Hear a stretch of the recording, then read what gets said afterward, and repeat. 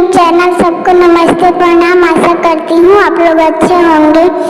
बहुत ही मजेदार गारी गीत लेकर आई हूँ। अगर गीत अच्छा लगे तो प्लीज चैनल को सब्सक्राइब, शेयर, कमेंट जरूर करब और शुरू से लास्ट तक सुनब।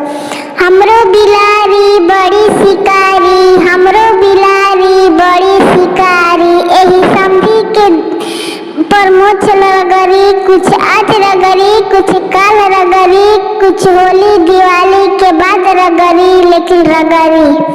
आजा में गांजा जिलेबी में रस, आजा में गांजा जिलेबी में रस, एही समझी के दीदी के मारे धक्का धक तनी चीनी रही तब।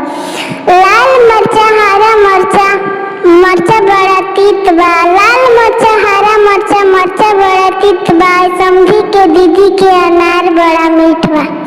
जात रानी खाले खाले देखनी एगो लीला, जात रानी खाले खाले देखनी एगो लीला, एही समझी के दीदी के लेत रहे पीला की वाह वाह।